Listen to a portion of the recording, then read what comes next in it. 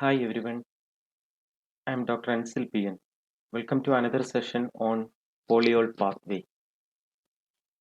You know that diabetes is a deadly lifestyle disease associated with many complications. The complications of diabetes include stroke, heart attack, peripheral artery diseases, diabetic retinopathy, cataracts, glaucoma, diabetic foot, diabetic nephropathy, peripheral neuropathy, etc. Actually, a polyol pathway that explains some of the biochemical causes of diabetic complications. This pathway involves the interconversion of glucose to fructose molecule. Glucose is a carbohydrate. Its level is found to be increased in diabetic condition. Actually, a diabetes is known as hyperglycemia, in which the blood glucose level will be greater than 126 mg per deciliter. Increased blood glucose level is known as diabetes condition, in which the glucose can enter into the cells without the involvement of the insulin molecule. So this glucose in the cell, which can be converted into sorbitol by aldose reductase enzyme. This sorbitol is formed from glucose molecule by the action of aldose reductase enzyme. It's a reduction process in which the hydrogen atoms are added to the glucose molecule. That hydrogen donor is NADPH plus H plus, which is converted to NADP plus. So in that reaction, hydrogen molecules are removed and that hydrogen molecules are added to the first position of glucose molecule, so that the glucose molecule will be converted into sorbitol. This sorbitol again converted into fructose by the action of another enzyme known as sorbitol dehydrogenase enzyme. So this is a dehydrogenation reaction in which the hydrogen molecules are removed from this sorbitol molecule. So the sorbitol then be oxidized to fructose molecule by the removal of hydrogen molecule. Especially from the second position of the sorbitol, hydrogen molecules are removed so that the sorbitol is converted to fructose by the action of sorbitol dehydrogenase enzyme. This sorbitol dehydrogenase enzyme is found in many tissues like seminal vesicles, spleen, ovaries, etc. So sorbitol is converted to fructose. So the fructose is the source of energy in sperm cells. For its movement, energy is required. For that, the carbohydrate molecule which can act as the source of energy is fructose molecule. The utilization of fructose in these cells are mainly due to the presence of sorbitol dehydrogenase enzyme. That enzyme can convert sorbitol to fructose molecule. So this sorbitol is actually a polyhydroxy sugar. You can see in from this structure, it is having many hydroxyl group, so that we can say that it is a polyhydroxy sugar.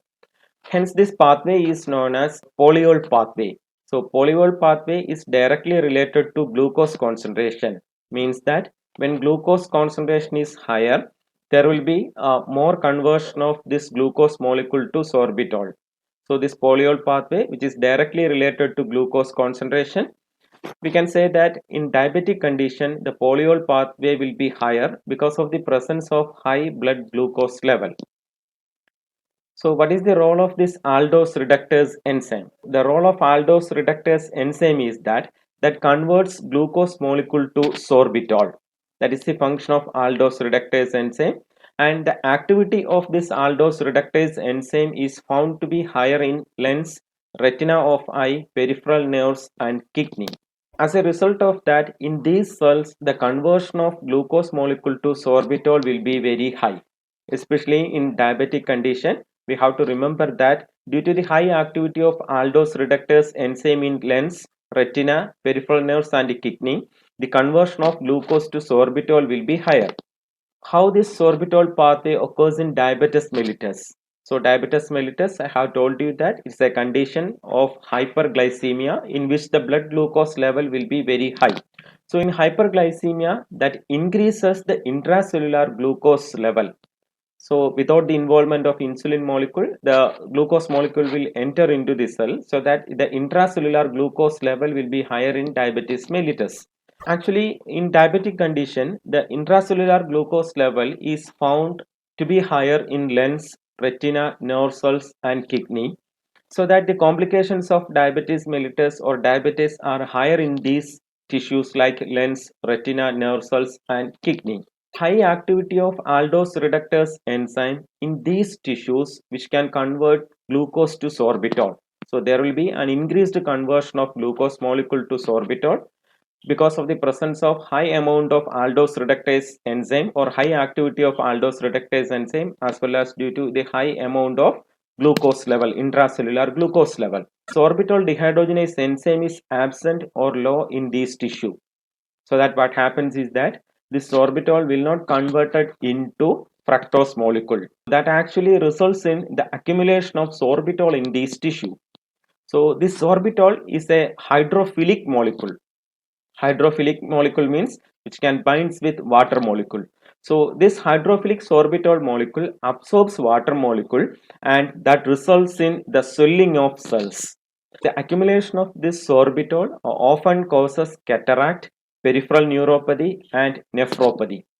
These are the some of the complications associated with the diabetic condition. This is explained in such a way that increased conversion of glucose to sorbitol that occurs in this tissue due to the high concentration of glucose molecule as well as high activity of aldose reductase enzyme. Sorbitol is a hydrophilic molecule that can absorb water molecule and that cells in the cells. Accumulation of this sorbitol that causes cataract, peripheral neuropathy, and nephropathy. This glucose, when converted into sorbitol, that cannot diffuse out of the cell easily. The sorbitol molecule, which can absorb a water molecule, another property of this sorbitol is that this will not escape from the cell. This will be trapped inside the cell. This sorbitol that is normally present in the lens of eyes, and in diabetes mellitus, the sorbitol concentration is found to be increases in the lens.